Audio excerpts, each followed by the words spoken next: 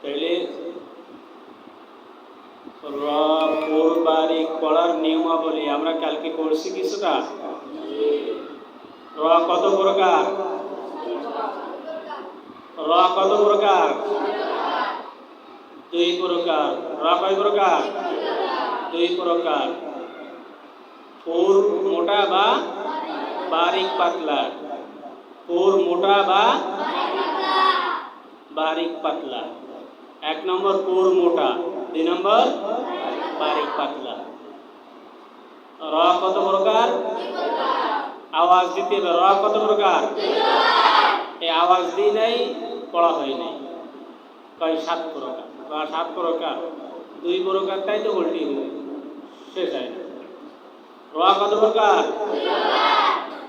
এক নম্বর পুর বা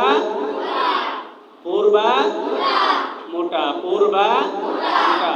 দুই নম্বর বারিক বা পাতলা। বারিক বা এক নম্বর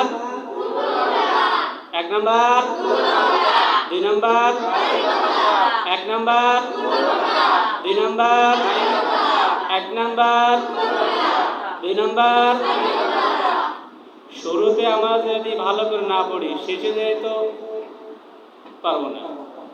এজন্য শুরু যে ভূমিকা আছে, এগুলো আমাদের কি করতে হবে? শুরুর লাইনগুলো, হেডলাইনগুলো ভালো করে পড়তে হবে, বুঝতে হবে। র কত প্রকার? যদি কেউ জিজ্ঞাসা করে র কত প্রকার, কি বলবো? কি কি কি? প্রথম নম্বর কি? পূর্বা মোটা। পূর্বা। দ্বিতীয় নম্বর বারিক বা পাতলা। বারিক বা পাতলা। তাহলে এই পুর র কত অবস্থায় পুর হয় জানি আমরা? র কত অবস্থায় পুর হবে? সাত অবস্থায়। র পুর হবে তাহলে কত অবস্থায়? সাত অবস্থায়। র সাত অবস্থায় পুর হবে বা মোটা হবে। র সাত অবস্থায় পুর হবে বা মোটা হবে। অর্থাৎ প্রথম কি কয় প্রকার? দুই প্রকার। পুর বা মোটা, বারিক বা পাতলা। প্রথম নম্বর হলো পুর, তাই তো? এই পুর হবে র কয় স্থানে? সাত স্থানে। সাত জায়গায় র কি হবে? পুর হবে। বুঝেছি?